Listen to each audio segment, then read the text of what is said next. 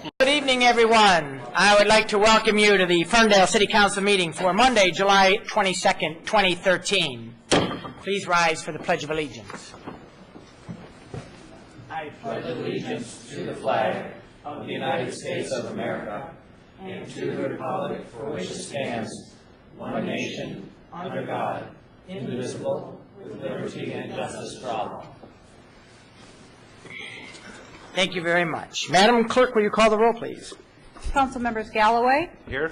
Lennon, Here. Martin, Here. Piana, Here. and Mayor Coulter. Here, thank you. We have a full house this evening. Next item of business would be the approval of the agenda. Are there any changes, additions to the agenda this evening?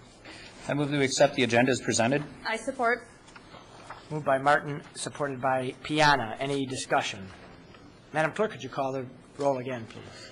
Council members Lennon, Yes. Martin, Yes. Piana, Yes. Galloway, Yes. and Mayor Coulter. Yes, thank you. The agenda is adopted. So moving on, our first item of business would be presentations. And the first presentations are the July Beautification Awards, which I believe Anna Garrett is going to present to us this evening. Anna, good evening. Good evening. Am I speaking correctly? Yes, absolutely. We have 3 nominations, or 3 awards to give. 2 are residential and 1 is commercial. The first one is 384 East Troy. It's basically across the street from this building, and it is a really cute house you can look at on your way home. It's owned by a man named Mark Seeger. He's lived there for 17 years. He's a carpenter by trade, and he has used his artistic abilities to really make this into a cottage that is, it is just a happy little place to look at, and it's just jammed with plants. One of the really nice things that I noticed when I saw both the front yard and the side and the back were these window boxes that he has made. They're not your normal window boxes. They're just really unusual. They're heavily, they've got molding all around them, and they're painted beautiful white, and he has just crammed them with plants that are trailing vines and flowers, and it just adds so much more to the house. He says that the more he gardens, the easier it gets. And from what I looked at, there aren't any weeds because he doesn't have any space for them. Anyway, I did say his name is Mark Seeger, and it's 384 East Troy. The next one is 1025 West Hazelhurst, and it's owned by a man named Sean Evans. It's a home that has layers of landscaping. This is a kind of a 2-story house, a 1.5, maybe 2-story. And so he's got more layers to deal with when he has planned his landscape. So he has a purple plum tree there, and he's got a couple of other plants that I can't remember what they are right now. But he has understoried them with a lot of different colors, and he has a lot of symmetry going on with grasses and evergreens, but it's a kind of a laid-back type symmetry. It's not something that looks institutional. It's really very, very welcoming. He also has an enormous backyard and lots of rain barrels, which is something I am appreciative of.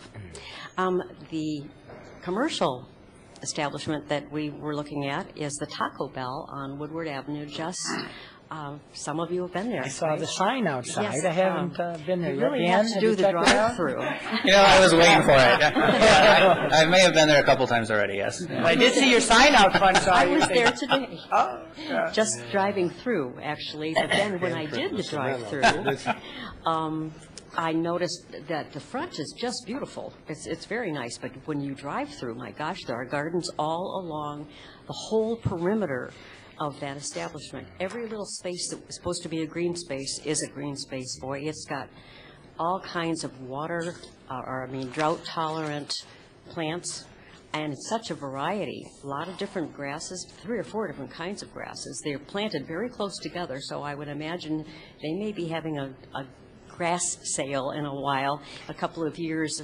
It's going to be pretty tight there, but very lush with everything that they've done. So, I don't know if Tanisha and Tony are watching, but they are the 2 servers that helped me walk around the grounds when I went there a few days ago.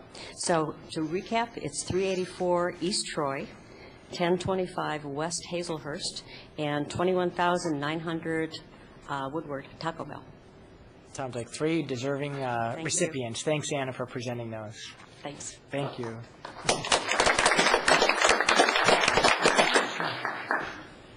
Our next presentation is the Downtown Development Authority. And Christina, are you doing that report this evening? Yes.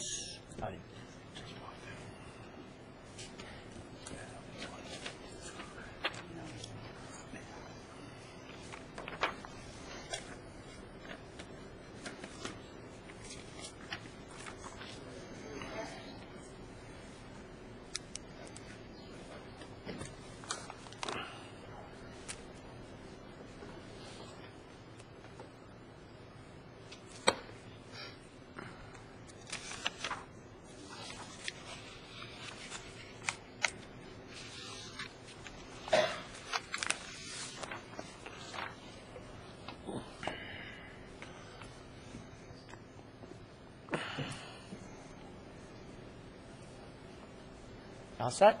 There we go. All right, well, thank you. I'm here to give just a brief update on a lot of activity that's happening in downtown Ferndale. I think a lot of people have seen a lot of moving and shaking going on and wondering maybe what all of it is about. So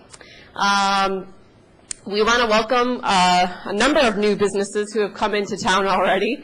It's already been a very busy year. We're only halfway through. A Piece of Time, Lilac Pop Studio, Pet and Paw, Tattoo Gallery, Neurolatus, Michigan Modern Psychology, The Shop at Torino, Lisa D's Divine Treats, Double Up, Zero Base Energy, which is over on Buster Street, Logo Printing, Shine On Yoga, and then we have some expansions and relocations, which we're always really excited to have those because that really does pay true to testament that downtown Ferndale is a great place to do business, and you can succeed here and you can grow here. So we do want to recognize Treat Dreams and Pack Mail because Pack Mail actually relocated a little further up on Woodward and partnered with a new business, Logo Printing, to really make a nice little section there on Woodward near Maplehurst. Coming soon, which is always the fun part. Everyone wants to know what's happening. So we can only tell you the ones that we have concretely confirmed that they are definitely going to be coming in some form or fashion. They may or may not be open yet at this time, but Schramm's Mead is one of them pictured there. They're getting close to opening. They were waiting on some final, I think, federal labeling that they needed to get approved. As well as then Zeke's R&R Barbecue, which will be going in where what used to be AJ's Cafe. And they are working on plans right now, and you should probably start to see some construction happening on that fairly soon after they get their building permits. And Public House, that you have probably seen a major facelift happen, actually a facelift gone. And a new face going on, so it'll be really exciting when it's done. It's already looking great on the inside. Blue Nile Annex. This is going to be a little offshoot of the Blue Nile, so you can get it during the day to go. So it'll be a nice little quick stop in and pick up some food, especially for those who are vegetarian and looking for a vegetarian option. Inspiration Uncorked, which is a art studio that will be opening up where the old Bulliers barbecue was at. Expansions and relocations that are underway. Rouge Makeup and Nail Studio expanded into the next door, place next door to them. They should be done fairly soon. Modern Natural Baby and Painting with a Twist are going in where Dollar Castle used to be. So that major construction that you see going on there, there's two businesses, those two businesses going in. There is so one more space available, so if there's anyone out there that is interested, they can always call the DDA office too. Upcoming events, and we're always looking for volunteers, so it's not just about promoting our events. We are looking for the community to come out and always help us. It's a great time to get to know your community and meet some new friends. This weekend coming up, we got the Ferndale Pub Crawl on Friday, July 26th. Ferndale Green Cruise on Saturday, August 10th. Third Thursday's Get Real Outdoor Movie Night, August 15th. We had a great time this past Thursday. Look forward to the future ones. Ferndale Woodward Dream Cruise, big event of the year, August 15th through the 17th. Ferndale Street Eats Food Truck Rally on September 7th. DIY and Funky Ferndale Art Fair, September 13th through the 15th. And Get Real Movies on September 19th. Quick little update on the West 9 Mile Streetscape project and how the West was won. We are actually in milling process. So the road's getting milled. You'll see some paving getting thrown down. It is not the final coat. There will be a top coat that will come a little bit later. But good to know is that between Livernois and Planavon, they are doing the full width of the road. The goal there is that within the next 3 to 4 weeks, we will hopefully have a much wider road that people can actually utilize between those blocks, and some on-street parking put back on one side. So that will hopefully free things up a little bit in that area. And then still between Livernois and Pinecrest, they'll be working only on the milling and resurfacing on the north side. And then in about 3 weeks, they're going to be flipping over to the south side and starting construction on the south side in the curb work. So really excited. We're more than halfway through, I think, at this point. At least it feels like it. And you'll see landscaping materials that will come in the fall. So that's not until October. So you might see beds out there, and you're wondering what's going in them. You can expect a lot of trees, a lot of vegetation, so it'll look nice and plush and green. So if there's any other questions, but I'm free to answer any of those, but all the time you can go to downtownferndale.com for more information on what's going on in downtown Ferndale, as well as calling the office at 248-546-1632. Any questions of Christina? Dan? Through the chair, just 2 questions related. According to the project plan, are we on schedule, behind schedule, ahead of schedule to where we thought we'd be at this point? Schedule. Slightly ahead of schedule. Upon how the rest of the project goes. Great. And just because I get this question a lot, just besides the landscaping, the work on the road will be completed and the barriers relieved when? Well, barriers will stay up through the construction period because it is a construction zone. So if there are still going to be men working in that area, I'm assuming most of the barricades will probably remain up to some extent. Is that correct? That's correct.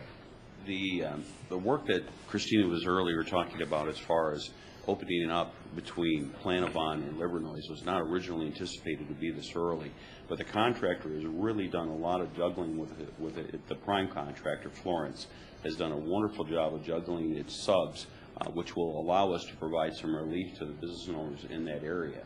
And so, it really took a great amount of effort and coordination on his part to make this happen. So we're very excited about that. That's well ahead of what was initially planned.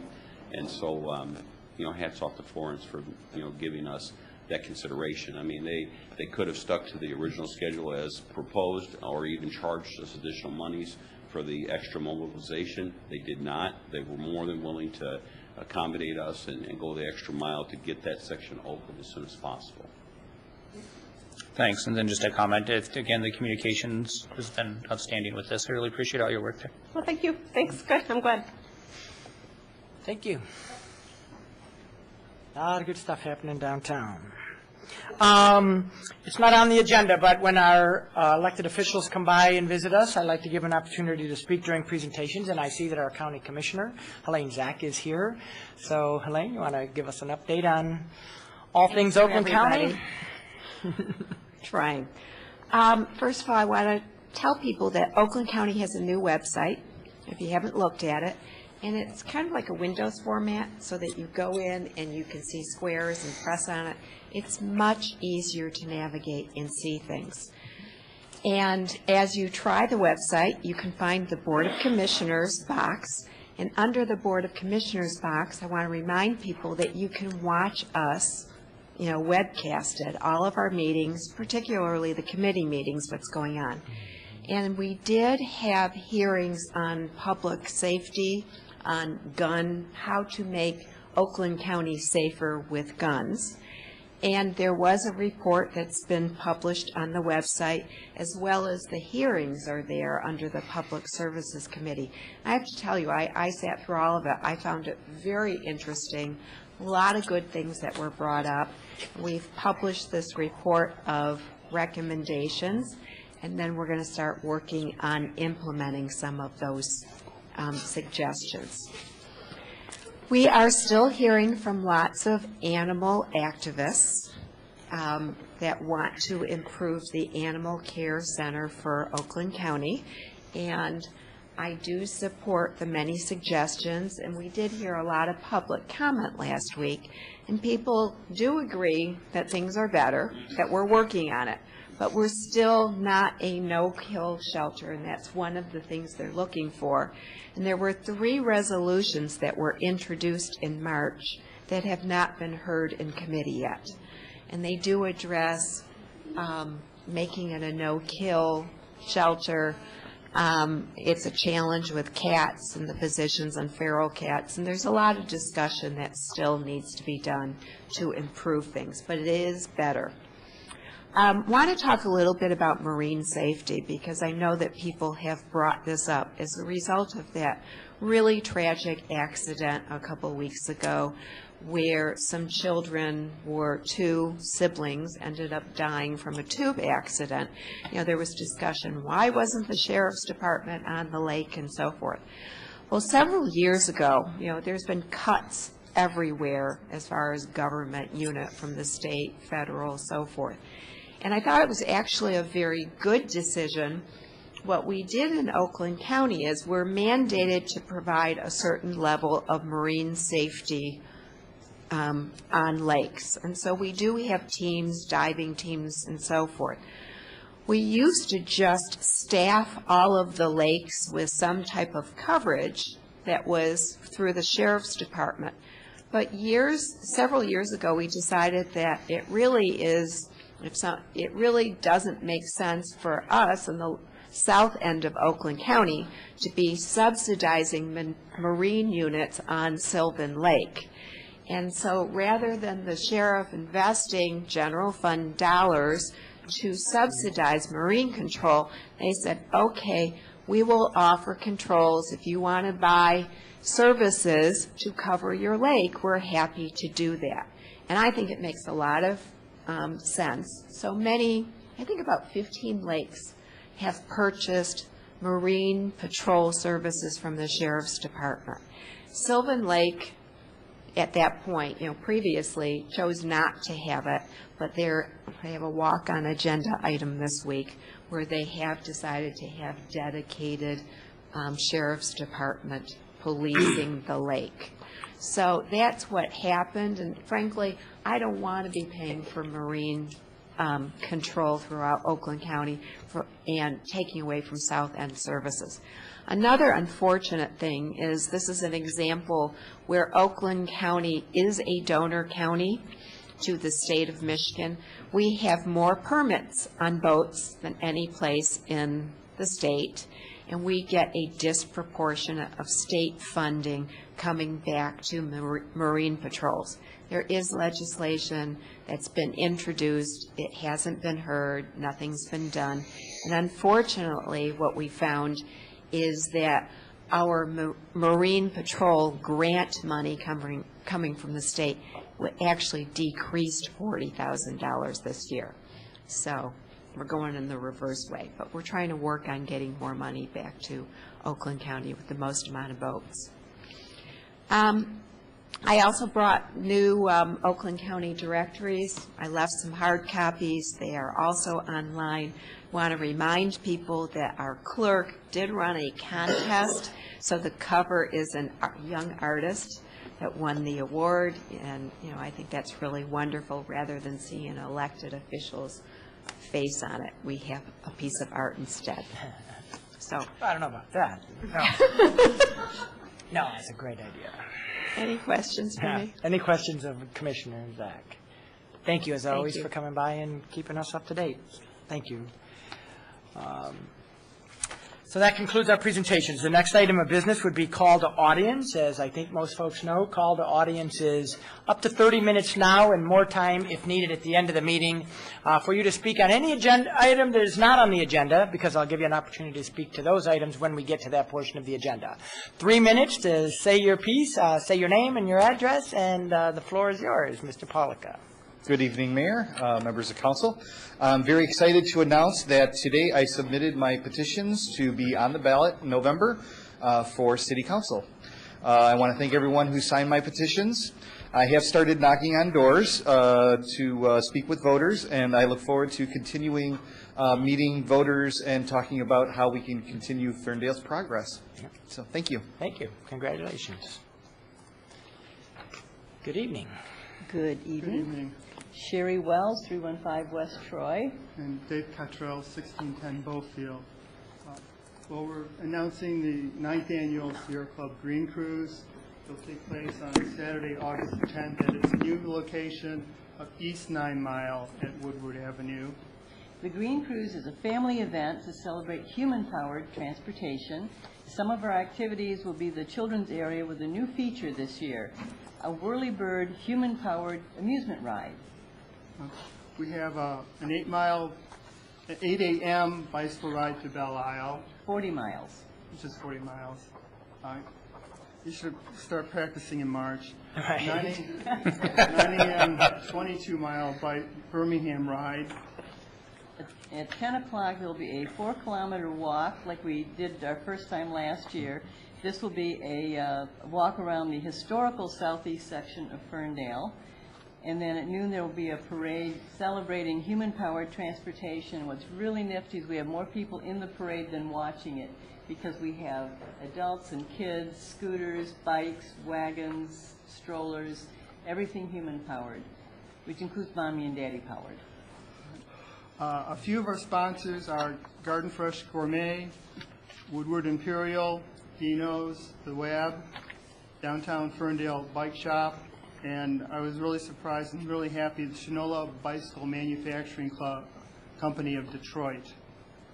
So come everybody to the Sierra Club Green Cruise on Saturday, August 10th, as was announced by the DDA, and there's more information at michigan.sierraclub.org.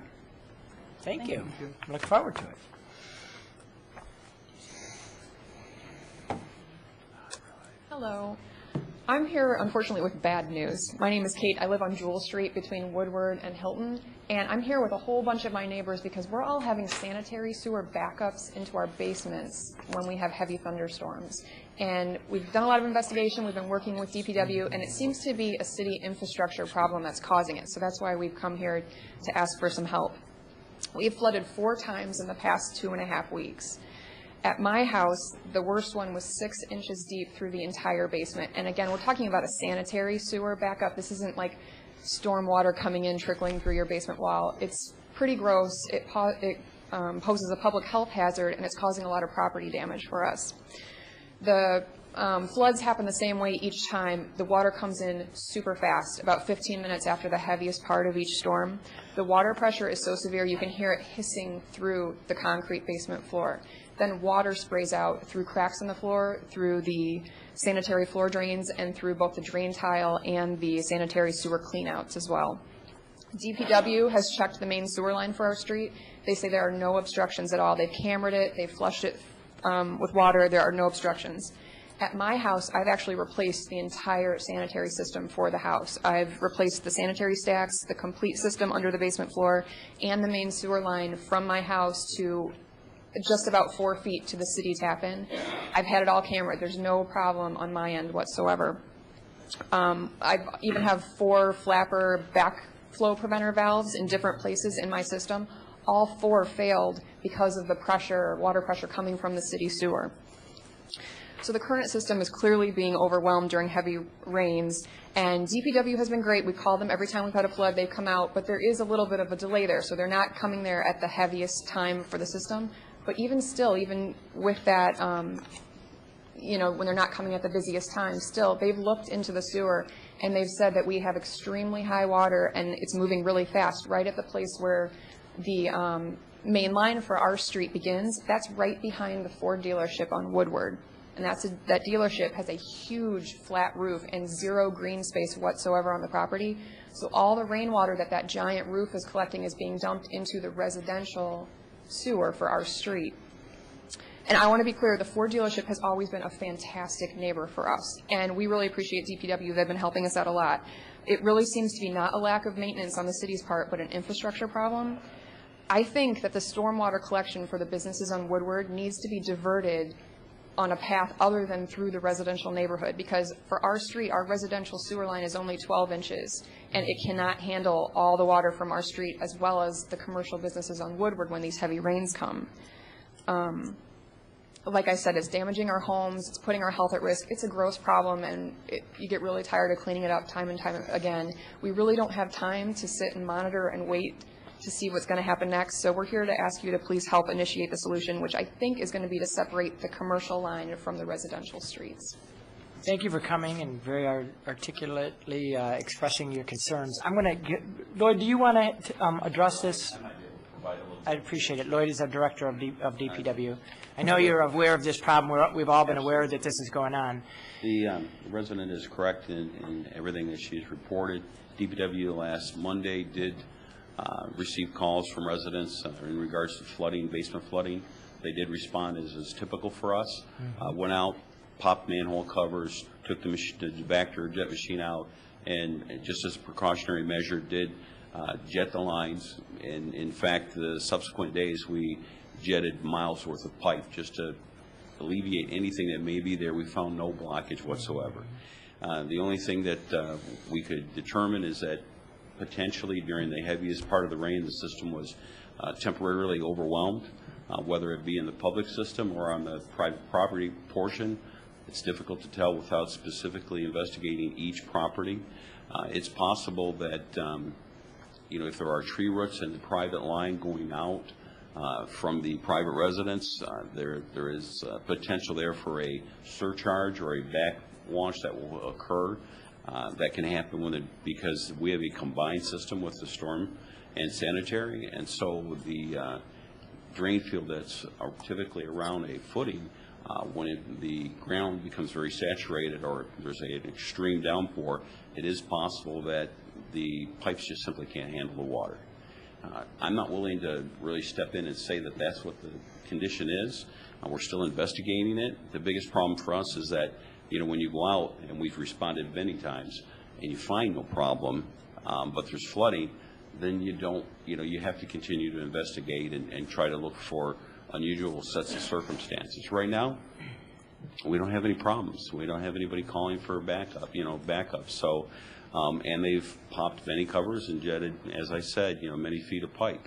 So we're going to continue. I've spoke to the city's engineer, asked for some guidance. I've been talking to the water and superintendent, supervisor, and at this point, we can find nothing wrong with the city system itself. Although we did receive a total between Monday and Thursday night storm, we received a total of 12 calls. So we do take this seriously. I have contacted each number that I've been provided. In addition, I do have forms. When I spoke to the city manager and the city clerk, they talked to our insurance carrier. State law does provide only under very specific circumstances that the general public can make a claim against the city's carrier. I do have the forms necessary and instructions. I'd be happy to hand those out to anybody that's interested. There is a specific timetable that you have to comply with, 45 days. And each case has to be evaluated on a case-by-case basis because there could be different circumstances causing multiple problems. During that storm event, we had 10,000 other parcels of property that did not have a problem. So although there could be potentially some sort of set of circumstances causing a problem in our system, it isn't always the case. So, thank you. Yeah. Lloyd, we've certainly had heavy rains in the past, but I don't ever recall having 12 people in this area have this kind of problem all at the same time, multiple times. What type of circumstance, maybe not specific to Ferndale, but would create something like that just popping up? Is it just tree roots? Is that the only explanation? Tree roots, several things. Tree roots, possibly development or redevelopment, or somebody's diverted stormwater as they were staying off of a roof that maybe hadn't happened before. I'm not saying that's the case. It's really too early to tell. So there are sets of circumstances that could cause it. The last time that I can find record, as I've done some research today, was 2007. The city had a few homes that had called. I think to some degree it happens occasionally because smaller lot size in the urban area, less green space, those are all the things. I mean, and the city not too many years ago went through a program where they encouraged and instructed property owners to disconnect their roof drains, from the sanitary system. Certainly that would help with the load that the system experiences. And so, I think we need to continue to move in that direction to divert, stormwater in general away from the combined system, into green space, that would allow us to limit the load on the system and handle the load that is present. Is there any record of the when Frizzard redid the lot that's suburban, Buick GMC now, did they make any changes to the stormwater? I'm not familiar with that. I'd have to speak with our development department, see what was approved. Certainly, those are the kinds of things that I'm interested in. The other thing that I spoke to the city's engineer about today was the potential that it was more of a regional problem with a significant storm event that may have overloaded the 12-town system. I mean, I haven't heard that yet, but certainly, when you have an odd set of circumstances and we have residents that we're concerned about, we're going to look at those odd things and try to see if they contributed or may be the cause for the problem. All right. Other questions? Because I guess what strikes me, Lloyd, is, they talk about a 100-year storm or something, and it did seem like we might have had one of those the other day, but these residents are talking about, 3 or 4 times now this has happened, so this is clearly beyond, an unusual storm of the century kind of thing, right? You said 4 times this has happened in 2 weeks in one particular neighborhood, so it does feel like it's beyond weather related, if that's indeed the case.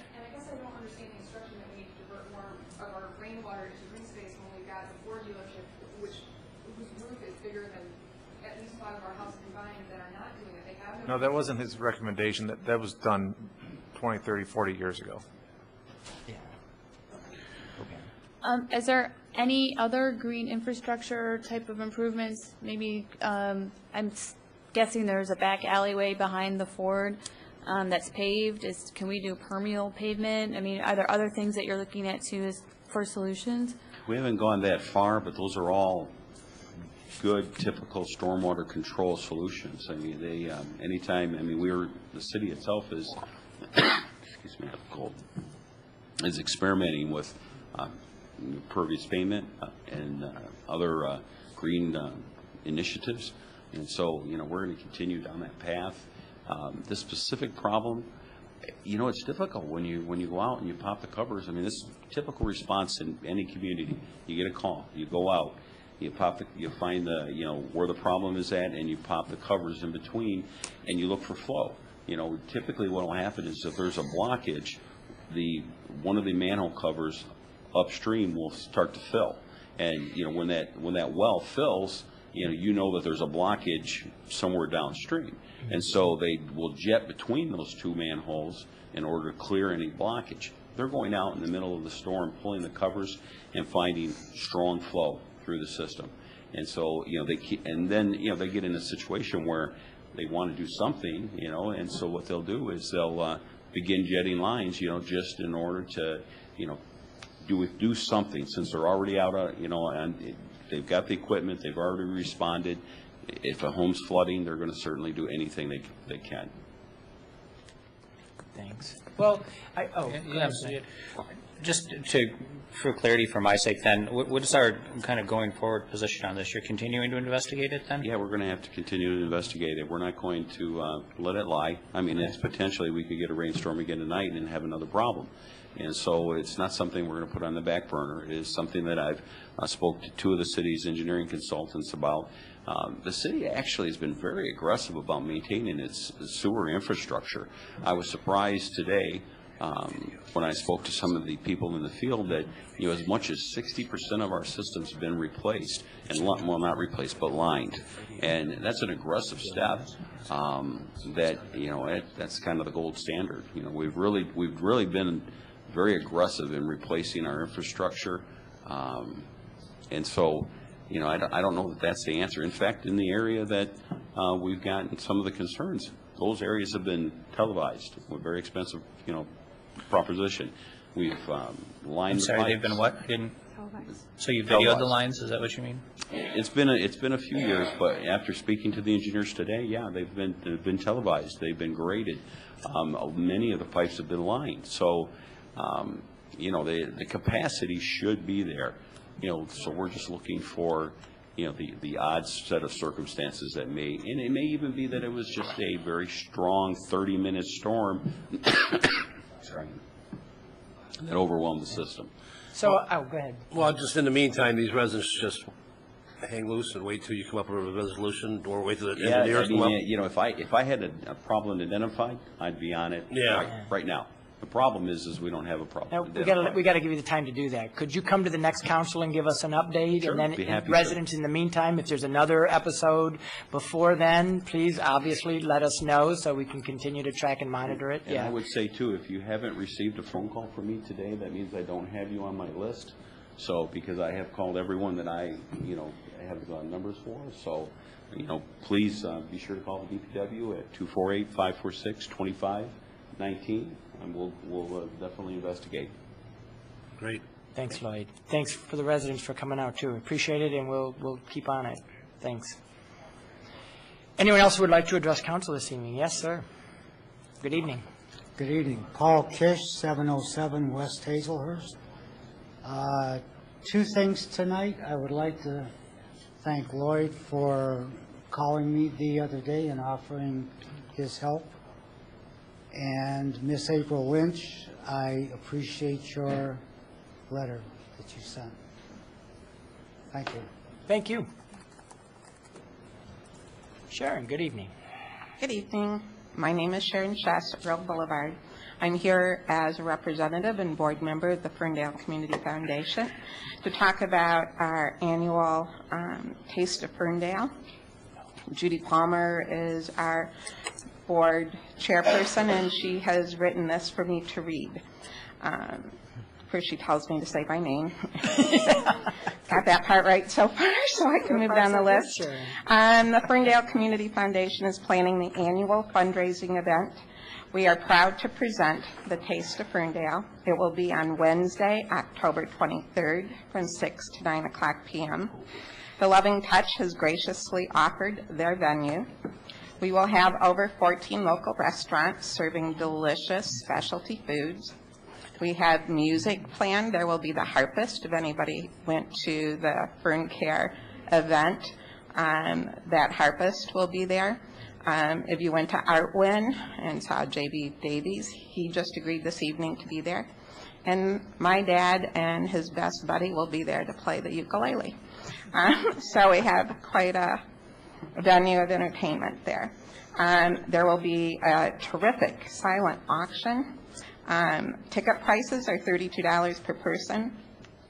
All proceeds will be used to give more grants to our local organizations that assist them to improve, evolve, and enhance our community. For more information, we invite everyone to check out our website, FerndaleCommunityFoundation.org, or email us at info@FerndaleCommunityFoundation.org. In addition to that, over the years, the Ferndale Community Foundation has given over $60,000 in grants to smaller nonprofits who have a smaller volunteer base, and they still have a great mission to accomplish. And so by us being able to give them the grants that they fill out applications for on an annual basis, they're able to achieve their goals as well as we do ours. So that being said, DDA did a wonderful event with Mamma Mia out on Duster Street. It brought back memories of the backseat of the Maverick back in my dating years. Maverick no longer exists, neither does that husband, but it was still a fine night. Lots of entertainment, and I can't wait for the next one. So, thank you very much. Bye. Thanks, Sharon. Judy would be proud of you. Your husband, too, I guess. Yes, sir. Come on up.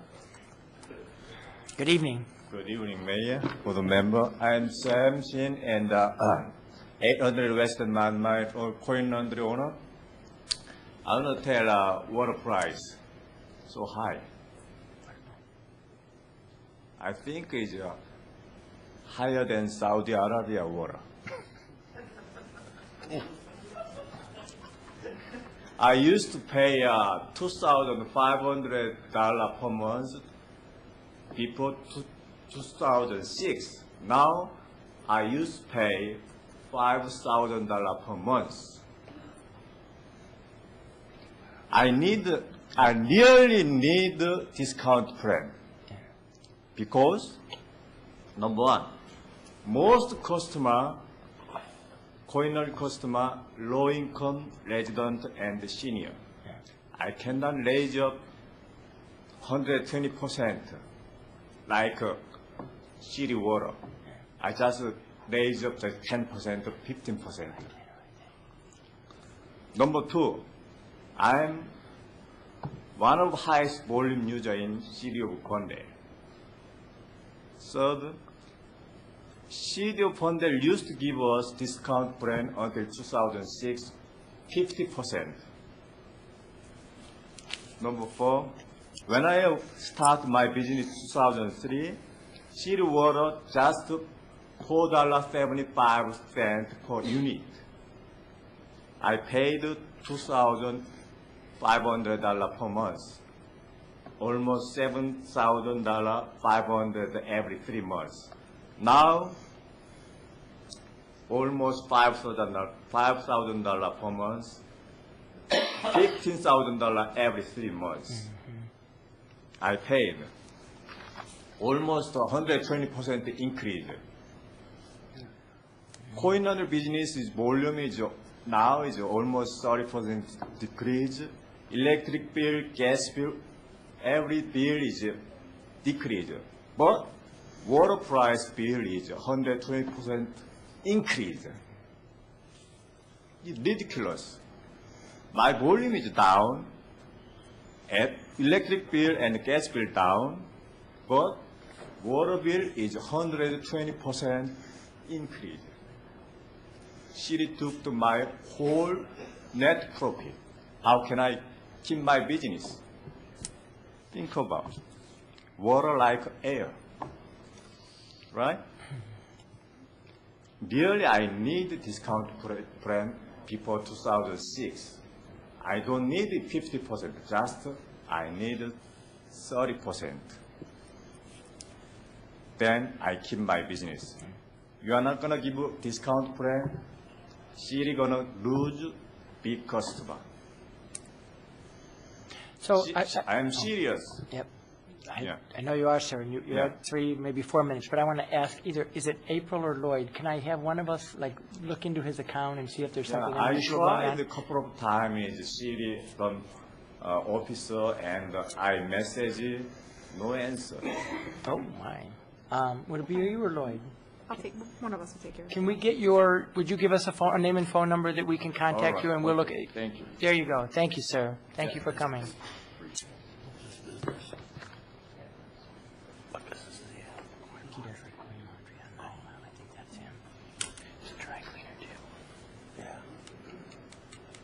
Come on, yeah. Yeah, if you'll just move aside, yeah, if you'll just, there you go. Thank you, sir. Good evening, everyone. Good evening.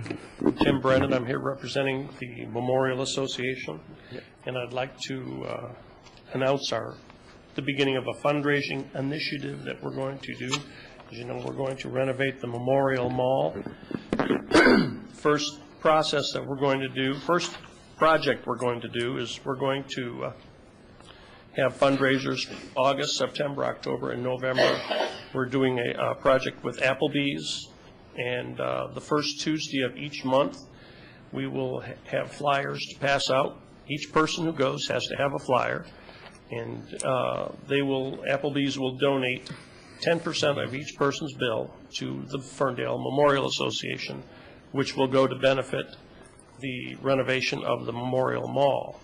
So that's 4 months in a row we're going to be doing that. And we will also... Is that at the Applebee's in Madison Heights? Yes, that's the one in Madison Heights. And we're looking at a similar project with Big Boy and Buffalo Wild Wings as well. They do the same type of thing. Great.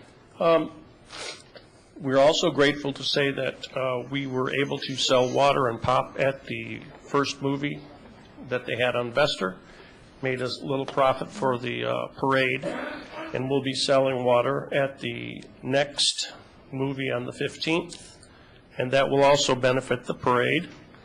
And we will also be selling water at the Dream Cruise on Saturday, August 17th. So we'd appreciate it. And we will have these flyers for distribution for anybody that wants them. We appreciate your time. Tim, thank you. Thanks, Tim. Thanks for your work. Good evening. Good evening. Yeah, I have an announcement as well. I'm Craig Covey, 276 West Breckenridge, and I'm here tonight to report on the total success of the Ferndale Pride Festival that was held June 1st, 2013. We were able to double the numbers of attendants that came to the festival this year from 7,000 to 15,000. Our sponsors increased by 100%. Our booth space rental for organizations and businesses were up 30%. The businesses downtown in the area where we held the Ferndale Pride Festival and also on Woodward Avenue reported, many of them, that they had not only the best festival ever, but the best single day in their history in terms of business. We estimate that the Pride Festival brought to downtown Ferndale in excess of a $250,000 increase in business activity. For the organization itself that was run by the Pride Committee with under the auspices of the Ferndale Community Foundation, our income reached over $36,000, which was a 35% increase from last summer. After the expenses, our proceeds will equal $15,000, which is a 50% increase over last year's funds, and they will be being distributed in August to the 3 charities. It was a really, really super weekend. We did have one issue.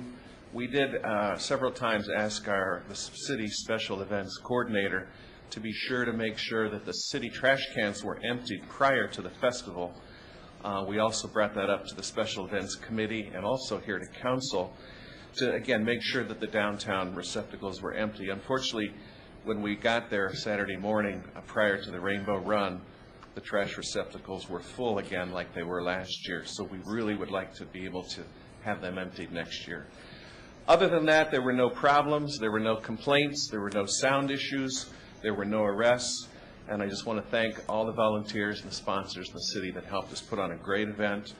And also to announce that we have set a new date for Ferndale Pride Festival of 2014, which will be Saturday, May the 31st. Thank you kindly. Okay.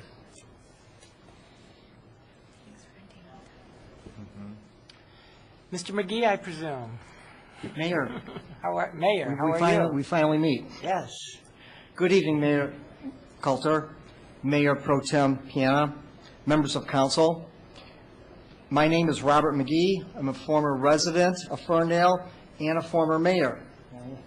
A couple other mayors we have here tonight. I'm currently residing in Ann Arbor. I'm here tonight to announce that I and Gene Spang, also of Ferndale, have entered into a contract with Arcadia Publishing to author a book on the pictorial history of Ferndale as part of Arcadia's very successful Images of America series. You may recognize these books by their distinctive covers. I've negotiated with the publisher that the book will not only take us through the early years, but will also include a portion of present day to showcase the birthplace of the Dream Cruise, the success of the downtown and the neighborhoods, as well as the growth and acceptance of diversity within Ferndale. We plan to utilized numerous resources to acquire photographs and documents, including the Ferndale Historical Society on Livernois, the Ferndale, Royal Oak, and Detroit libraries, Ferndale City Hall, and also solicit information and documents and photos from former and current Ferndale residents. We will be submitting a final draft this January for publication in July of next year. Those that wish to provide input to this project may reach me via email at rmcgee@umich.edu or by calling me on area code 734-417-7541. Finally, I would like to pass on what I consider as one of the finest compliments I've ever heard regarding Ferndale. Recently, I was visiting some old friends in the community, and I was mentioning the overall appearance and atmosphere, not just the magnificent downtown, but also the neighborhoods. One old-timer said it best: Ferndale has never looked so good. Mayor Coulter, Mayor Pro Tem Piana, Councilman Galloway, Councilman Lennon, Councilman Martin, City Manager April Lynch. She's a big part of it. You should be very proud of what you've done with Ferndale. Thank you very much. Mayor McGee, I appreciate it, and I hope that folks all got that number and email and give you lots of good photos and stories. It's an exciting project, and we look forward to your book. I'm very honored to do it, sir. Thank you. Thank you.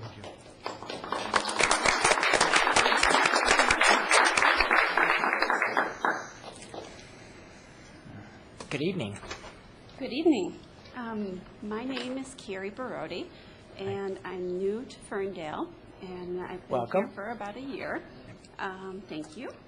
And I live on Camborne, and one thing I did not realize that I picked up on was the amount of traffic that Camborne gets.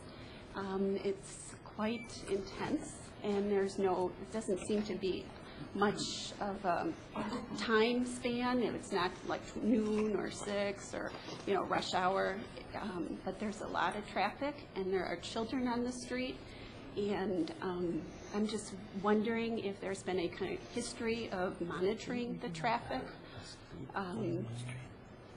I've lived in another community for over 20 years. They did certain things they put into place for restricting such traffic, such as officers being posted to watch the speed limits. I think they purchased these little green men who it just was a warning to slow traffic. So I'm just wondering if there's been a history or any concerns about the traffic on Camborne. Carrie, you didn't mention if it was east or west Camborne that you're on, and not on East Camborne. Because it seems to me, I'm looking at the chief, but I thought we had a speed monitor, maybe that was on West Camborne in the last couple of years. I don't know. Chief, do you have any comments about particular heavy traffic or fast traffic on East Camborne? No, Your Honor, we've been put together others. Camborne is one of the few east-west routes that crosses over Woodward Avenue, so it is... With a light as well at Woodward, right? One of the main streets other than 9 miles you can get across Woodward Avenue by a turnaround. So traditionally, it's always been a higher traffic flow. Also at the DPW yard and many other things. So it is a it's a wide route, and it is well traveled. So we could put the speed monitor there, though, to see if we could... I can have my traffic officers keep an eye on the street, too, and maybe monitor from it. My traffic control officer is on vacation this week, but I can ask him to ask TIA to see what the most recent count is, and then if there isn't a recent count, we can have them do one for us. Through the chair, may I ask? Yes. May I have some commentary on a longer-term solution?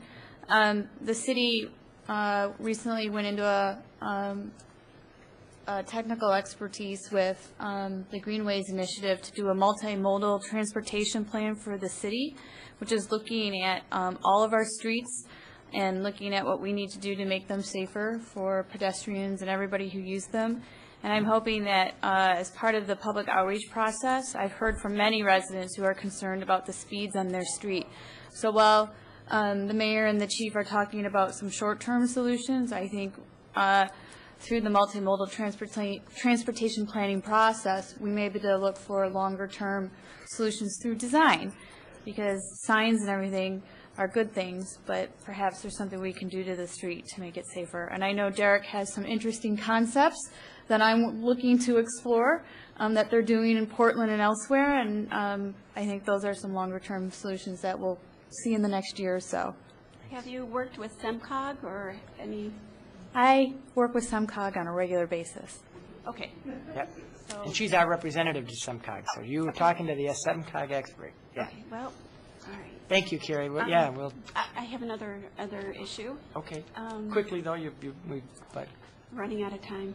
Yeah, but that's okay. Yeah. Go ahead. Okay. I noticed that you received from Oakland County a grant for abused spouses, and I'd like to hear more about what that's about. That goes to the Haven, doesn't it? We gave. And what kinds of We things? made a grant. We made a grant to Haven for domestic violence. Did you receive funding for? We use our CDBG dollars. Yeah, that was Our CDBG. community development block grant dollars, which are federal dollars, we allocate a portion of that, a small portion, to a grant to Haven, yes. Is there any way to view that grant? I'm sorry, to do what? Is there any way to view that grant? Why don't we go ahead, if we can get her name and number, we can Yeah, follow why up. why don't we, Don't if write you down- could, yeah, if you could write it down and give it to. if you could write it down and give it to Joe there, and April, our city manager, will follow up with you and find out what it is you're looking for with that grant.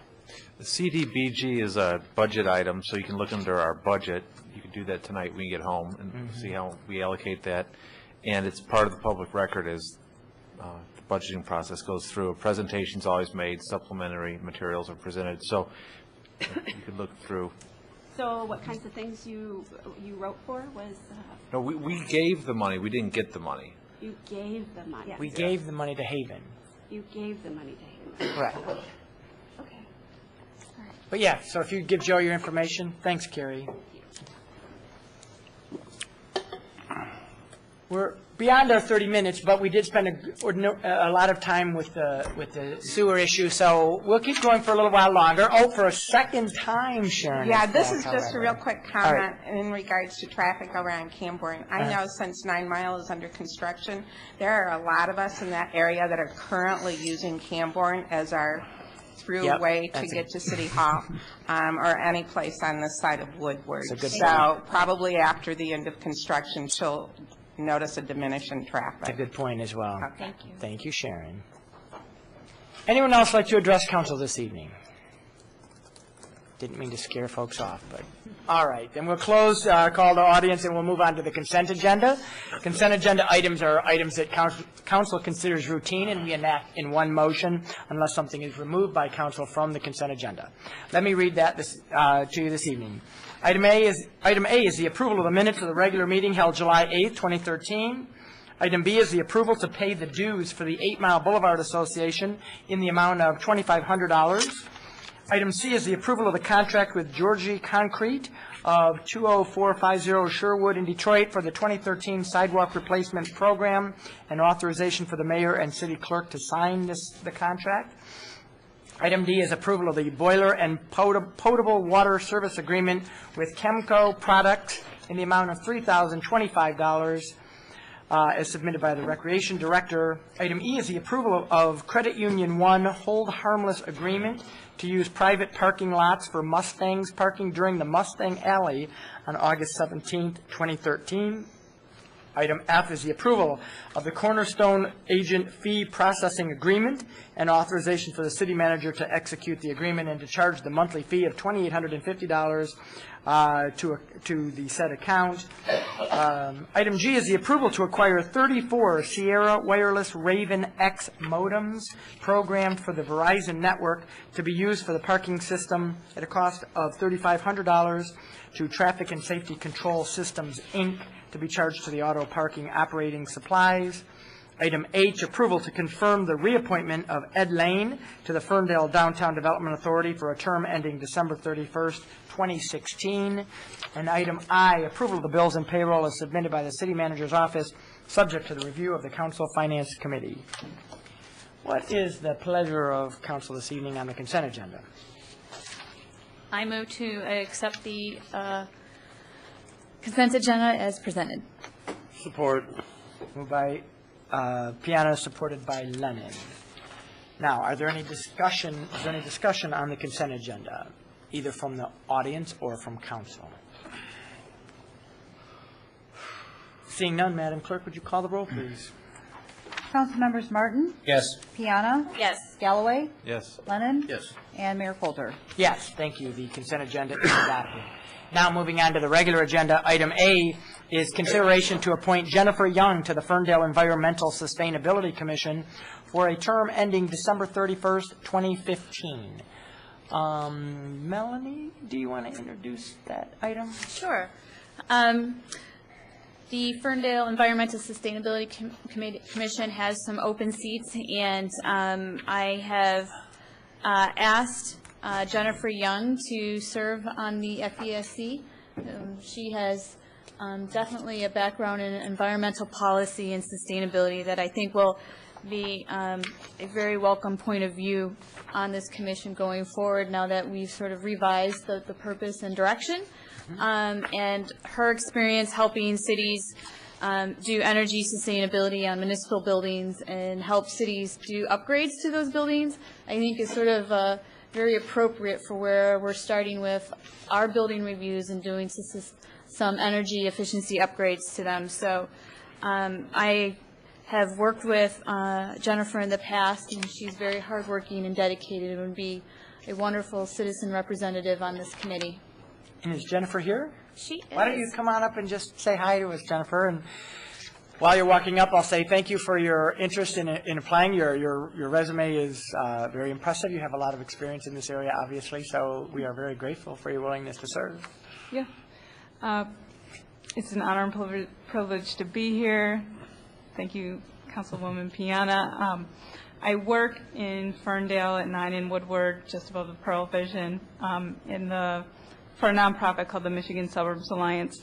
And the specific initiative I work on is a collaborative effort of 26 cities on renewable energy and energy efficiency projects. And through that work, I've come to know the challenges that cities face in terms of prioritizing energy efficiency and renewable energy projects, and also just fallen in love with it. I enjoy it. So to the extent that I can be of assistance to the city of Ferndale in creating a roadmap to be sustainable and green, and also be recognized for that in terms of outreach to the community, so that the community knows what the great work that the city is doing. That would be my honor and privilege. Thank you. Thank you. Are there any questions of Jennifer of council? No questions, just thank you for being willing to serve. I move to confirm the appointment of Jennifer Young to the Ferndale Environmental Sustainability Commission for a term ending December 31st, 2015. Support. Moved by Thank you, Piana, Jennifer. supported by Martin. Any last comments or questions of council? Just thanks again, Jennifer. All right, Madam Clerk, would you call the roll, please? Councilmembers Piana? Absolutely, yes. Galloway? Yes. Lennon? Yes. Martin? Yes. And Mayor Coulter? Yes, thank you very much. That appointment is adopted. Moving on to the next regular agenda, item B is consideration to name the sledding hill at Martin Road Park the Don Gaddis Sledding Hill. And April, do you want to introduce that item? Yes. Almost a year ago, on July 29th, Don Gaddis was a 16-year veteran of the City of Ferndale's Department of Public Works. Got called in for a water main break and unfortunately had a heart attack and he died. He was a resident. He was born and raised in Ferndale, actually, and he worked for the City of Ferndale for over 16 years, was a very dedicated employee. He is still very, very missed within our Department of Public Works. and was a key component. He was a team leader as well throughout all of the work that he did within the city of Ferndale.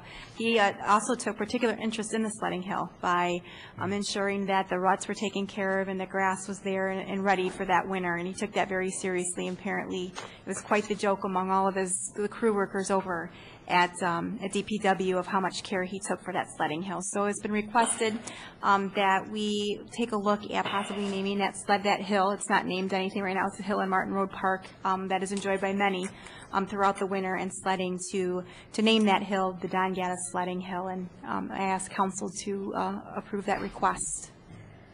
Well, it's absolutely no-brainer for me. I know Don, the entire 16 years he was here, and unfortunately it happened while I was working too. Is there a motion? I move to name the sledding hill at Martin Road Park after Don Gaddis. Support. Moved by Lennon, supported by Galloway.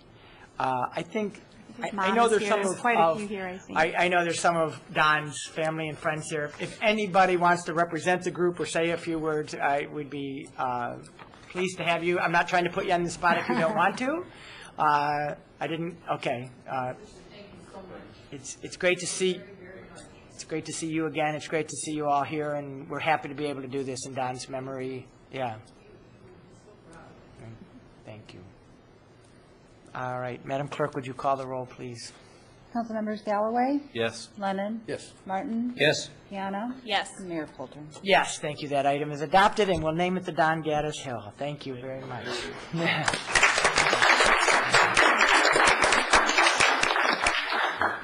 Our final regular agenda item this evening is consideration of ordinance number 1147, amending Chapter 3, Alcoholic Beverages, Article 1 in general, Section 3 through 4, consumption or possession of alcoholic beverages on public highways, streets, and public places, to the City of Ferndale Code of Ordinances. And is this, Dan, are you going to introduce this item? Certainly, Your Honor. I'd be happy to introduce this item. Recently, the Liquor Review Committee met to consider the city's current policy with respect to transfers of liquor licenses and the establishment of businesses that provide alcoholic beverages. And in conjunction with that review, it reviewed some of the ordinances regarding the sale of alcoholic beverages, and specifically Ordinance Section 3-4 of the Code of Ordinances. And in discussing that particular issue, the review committee has suggested that council consider amending that particular ordinance section to allow the possession of alcoholic beverages by a business that is engaged in a bona fide instructional activity, such as painting, cooking, or sculpture activity. The business would still be required to abide by all other building codes, regulations, and state law. It would not be able to sell alcoholic beverages for consumption, but that is the proposed ordinance for your review. Thank you. And it's my understanding that there is one particular business in town that we are hoping to accommodate. By this, is it okay that, not that we're writing this for a particular business, because right, this would apply to any business that is instructional in nature, correct? Correct. Right. But our friends at Painting with the Twist. Yes, it would eliminate that would eliminate any questions associated with that business, at least from a city enforcement perspective. Thank you. Yeah. So, well, actually, before we have comments and discussions, we should have a motion. I'd move that we approve ordinance number 1147, amending Chapter 3, Alcoholic Beverages, Article 1, in general, Sections 3-4, consumption or possession of alcoholic beverages on public highways, streets, and public places. Support. Moved by Martin, supported by Lennon. Are there any questions or comments of council? Well, I was wondering if how this is monitored. How do you monitor bona fide instructional activities? Would they have to submit a request every single time, or is they submit one permit or a request and it's always? As proposed, it would be really complaint-driven as to whether or not they abide by this section. In connection with a business review, as long as the particular business was permitted under the zoning ordinance and fell within that carve-out they would be allowed to conduct that activity. Outside of the framework of that carve-out, it would be subject to enforcement like any other ordinance violation. So there would not be a separate permitting process associated with this. And then it's just painting, cooking, and sculpture. It says such as painting, cooking, and or sculpture. Does that mean that there are other types of activities that would be covered under this ordinance? For example, I just thinking of scenarios in my head which are kind of odd and crazy. For example, if I was a computer services company and I wanted to host, training services on how to learn software, could I serve beer at my software training event because I'm providing instructional services? Well, I think that list was supposed to, set forth in the ordinance, is supposed to be descriptive. I don't believe that it's intended to be all-inclusive. Well, I'm just worried that it might be open for wide interpretation. It could be. I mean, I think, Councilwoman, that's an accurate statement, and I guess we can try and anticipate all the potential uses and determine whether or not whether council, you're comfortable with that or not. It was included as drafted to not have to make that inquiry of all the potential types of instructional activities that might exist. Right. I understand. I guess my concern is, well, painting and cooking and sculpture completely makes sense to me. Are we opening up the potential for any business that does not serve alcohol to start providing instructional opportunities in which they can serve alcohol? So we're expanding more businesses that would be serving alcohol. Yeah. It just, through the chair, I think the review committee looked at that issue, and it's in my opinion, the review committee was comfortable with the ability of council at any time to modify or amend the ordinance further should there be a problem. But based on complaints received was when we would make modifications, right. Most likely. That's right. If I may, through the chair, or if someone presents a business opportunity up front that we may or may not find in alignment with the strategic direction of the city, my concern about being too prescriptive in this ordinance would be to limit or constrict any real entrepreneurial behavior that we don't anticipate ahead of time, that we think would be a great idea. Right? I concur with you. We've always been very open to helping businesses to expand, alter what they used to do to accommodate them, and that's I would love to do that here tonight, but I also want to make sure that we're not opening ourselves up for future potential problems if we can avoid them now. Mm-hmm. And I guess, if I understood you correctly, and if I'm reading this correct, this does not allow them to sell alcohol. Correct. So any incentive for a business would be gone.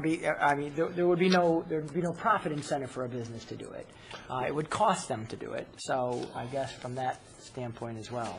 Well, don't we have hair salons in town right now that give away wine with the makeover? I don't know, but before this ordinance, they technically mine. weren't. Not mine. Yeah, I'm going to the wrong place. A lot of makeovers? So I'm not aware, but I think before this change, that would have technically been not permitted. Yeah. Yes.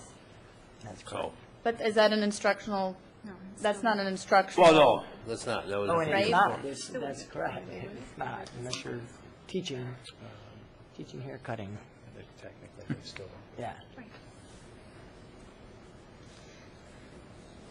So can you repeat to me again, Mr. Chris, sort of what the committee's safeguards were here in terms of sort of monitoring this? I guess through the chair, the ability of council to amend the ordinance if there was a problem. And I think the review committee was sympathetic with, I guess, a particular establishment that might have part of its business plan adversely impacted should council wish to enforce the ordinance as written currently without the benefit of this proposed amendment, and decided that to try and be business friendly with respect to this particular issue at a local level, and have the flexibility should other unforeseen problems arise that council, either through a recommendation by administration, could modify or amend the ordinance at any time to try and correct or cure any type of unanticipated problems that may arise. We are on item C. Through the chair, does the library fall under this umbrella too? No, there's a separate provision in that section Okay. that I was just curious. addresses that issue. Okay. I'm satisfied. Any further comments or? Well, and the way this is drafted in a section of the ordinance, Code of Ordinances, we can be a lot more nimble on it. I mean, we can move quickly, and this isn't a zoning, this isn't any sort of right that anybody has. This is a regulatory ordinance. regulatory ordinance, so we can change it, and there's no grandfathering or anything like that. We can. So we have a lot of flexibility then regarding this. Yes, and Yeah. again, this goes to local enforcement issues. Right. Right. Right, okay. And did this go, Police Chief Collins is on the liquor, okay. So this has the police approval as well.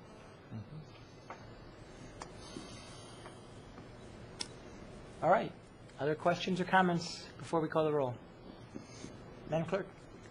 Councilmembers Lennon? Yes. Martin? Yes. Piana? Yes. Galloway? Yes. And Mayor Coulter? Yes, thank you. That item is adopted. That concludes our regular agenda. Moving on to call to council. Chief Collins, I've heard your name a few times. Anything else for the good of the city this evening? All right. Brian, anything from the fire department this evening? Nothing. All right. Jenny, anything from the HR world this evening? All right.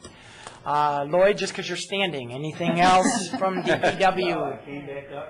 I would like to invite the public to participate in our Blue Ribbon Park survey that is now published. It's available here at City Hall. It's available at the library. It's also available at the Coolidge Center and available online at our fabulous new website, ferndalemi.gov. And we would appreciate any input because it will help direct the improvements that are finally made in the parks. Thank you. Michael Leary, I wasn't ignoring you. Anything from special events? No, I was not. Just want to remind everybody that the 19th Annual Woodward Dream Cruise is August 15th, 16th, and 17th. And for more information and details on our event schedule, go to FerndaleDreamCruise.com. Thank you. Christina, I'm guessing you've done the DDA info. Joe, anything from your neck of the woods this evening? All right, thank you. Marnie, anything from the clerk's office this evening? No, thank you, Your Honor. Thank you for filling in as ably as always this evening. April, anything from the city manager's Just a office? few things. The police department has officially moved, actually right here, right across the hall. So if anybody needs to do any police business, they can come to City Hall. That means that City Hall is open 24 hours, except that the upstairs is closed at 5:30 Monday through Friday, or Monday through Thursday at 5:30. So please do police business here on the lower level. They will be here through next summer. As you know, there is a special meeting on Monday, July 29th at 7:30 p.m. to approve the bid award for the police and court renovation, and we hope to start that process in mid-August. So we're very excited to get that moving along. And I think that's all I have for now. Excellent. Dan, anything else from the legal world? Nothing else, Your Honor. All right. Councilman Martin. Two things. I just want to congratulate and thank Dean Bach and the folks at Dino's. Did a fundraiser last night featuring Mac McAnally, who's a nationally renowned artist. Benefited the Wounded Warriors Project, which provides donations and support in many ways for our soldiers who've been injured while in service. And one night for a restaurant in Dino's in Ferndale raised $28,000 for the event. Oh. So just an incredible evening and really well done and great way to give back to the community as Dean always does. Secondly, I also really grateful to hear Greg Pollock has filed his petitions for City Council, and I want to offer my full-hearted endorsement of him as well as Mayor Pro Tem Piana in their reelection. That's it. Thank you. Councilman Lennon. I want to hats off to the committee that put on the Pig and Whiskey. I took a stroll down there this weekend, and it's quite an event. Very good job by all. I want to remind residents that if you have a sewer, and Lloyd will probably concur, in front of your house, it helps the DPW to clean out the leaves and the cardboard and everything that gets in front of that and blocks good flow of water going into the system. And that's about it. Mayor Pro Tem Piana. Yeah, I just had a sort of a reminder for April. If you can work with the Housing Commission to schedule our tour of the facilities, that would be great. And I had a really nice time at the Pig and Whiskey as well, just actually lounging in the grass at the Ferndale Library, which I think is sort of a little underutilized space because there's a gate, but you can push that gate open. It's always open, and go take a nap under a tree. That's all I have. Thank you. Councilman Galloway. While we're on the topic of the library, I received some telephone calls this week regarding residents who were concerned about the diversion of library millage funds to different projects within the city, including the DDA, and concerned of why we did that, and questioning whether this council supported the library or not. This council is really what set the library on a sustainable course, and of course nobody could anticipate property values going down as dramatically as they did, but people should rest assured, I think, that we're looking at ways to help the library out where we can, but frankly our options are somewhat limited, and if folks have different ways that they suggest we should be acting other than breaking the law regarding tax revenues, then please come forward with us, with those ideas to us. And that's it. Thank you. And I just want to reiterate the park survey again, and Lloyd just said it, but the survey is on our website. It's at the Kulik Center. It's here at City Hall. And at the library. We really want and need your views and your opinions of what you would like to see in our parks, what would make you use them more. We have a couple of the park committee members here, and I appreciate that. This group hopes to wrap up its suggestions and ideas by November, so we're really looking for you over the next month or two. Please express your thoughts and opinions on what you would like to see make our parks even better than they are today. And with that, meeting adjourned.